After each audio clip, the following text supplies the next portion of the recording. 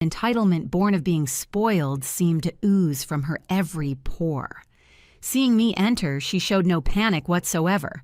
Instead, she leisurely blew a smoke ring and looked at me with provocation. "Oops, well, this is awkward," she giggled, her voice sickeningly sweet.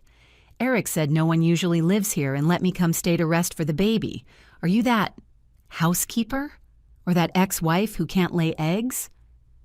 My blood almost froze at that moment, not just because of her intrusion, but even more so because Eric actually gave this place, my only private territory, the resting place of my parents' memories, to this woman. "Get out," I said coldly, walking towards her step by step. "Don't be so fierce, Auntie." Haley stood up, deliberately sticking out that not yet obvious belly. "Careful not to scare me and Eric's baby. This is the future heir of the Vance family, worth way more than this shabby house of yours." As she spoke, she casually picked up that blue and white porcelain vase from the cabinet next to her, toying with it like a cheap plaything. "This vase is so tacky, just like you, completely boring. Put it down." My voice lost control for the first time. That was the last keepsake my parents left me, the only emotional tie to family I had in this world. "Oh, are you ordering me?"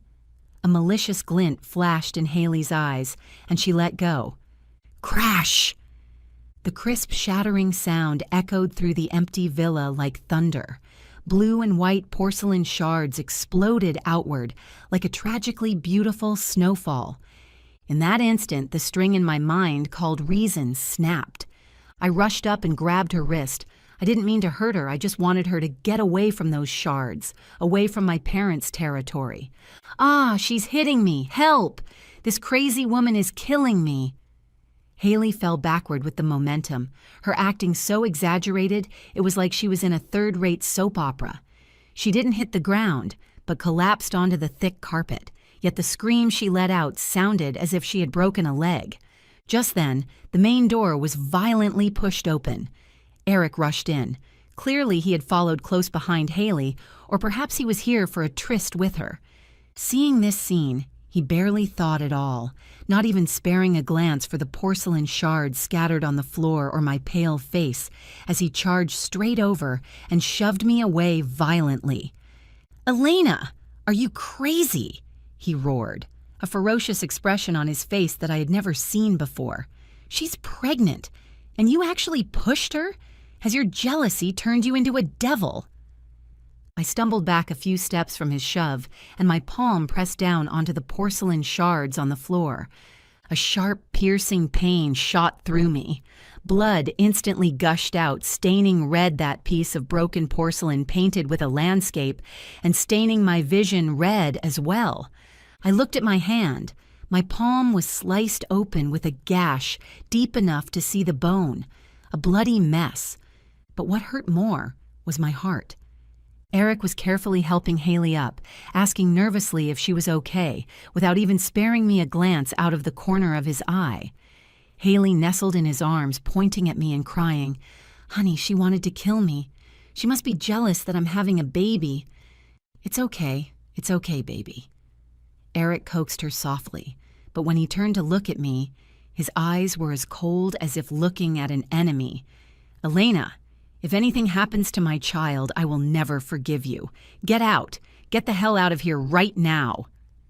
I clutched my bleeding hand, standing frozen in place, looking at this man I had loved for 7 years, the man I had once almost lost my life to save.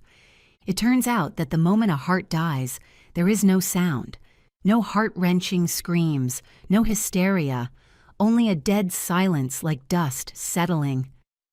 "Fine." I heard my own voice, so calm it seemed as if it wasn't coming from this bleeding body. "I'll get out."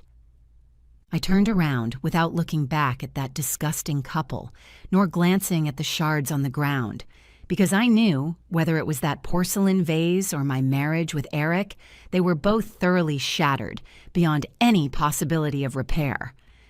I walked out of the villa and got into the car.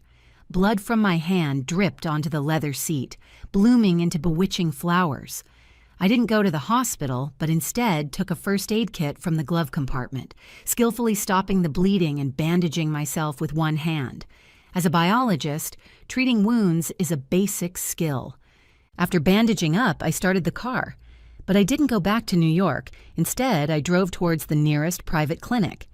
Because right after that intense emotional turmoil just now, I felt a trace of strange, heavy pain in my abdomen. It was a woman's intuition, and also the most ironic joke fate could play at the most desperate moment. 2 hours later, I walked out of the clinic holding the test results. HCG positive. 7 years of infertility, sentenced to death by countless famous doctors. On the day I decided to leave him, I got pregnant. Looking at the report, I suddenly laughed out loud, laughed until tears streamed down my face. Eric, that so-called heir you treasure like a gem, is most likely a bastard, and the one you just pushed away with your own hands is your true flesh and blood. I took out my phone and snapped a photo of my bleeding palm but didn't send it. I deleted all of Eric's contact info, then dialed my lawyer. Change of plans. I looked at myself in the rearview mirror, pale-faced but with eyes as vicious as a wolf.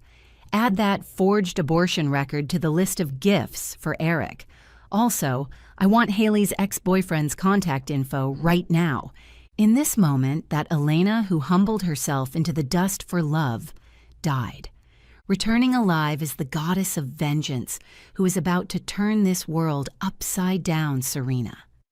For the next 3 days, like a perfect ghost, I roamed the edges of Eric's life. I didn't go back to the villa in the Hamptons, nor did I return to the apartment on the Upper East Side. I was living in a short-term rental in Chelsea, a place where artists and geeks gather, full of the air of chaos and freedom, and a blind spot that elites like Eric, who only know how to shuttle between Wall Street and Fifth Avenue, would never set foot in. I watched the live surveillance feed sent by the private detective on my phone.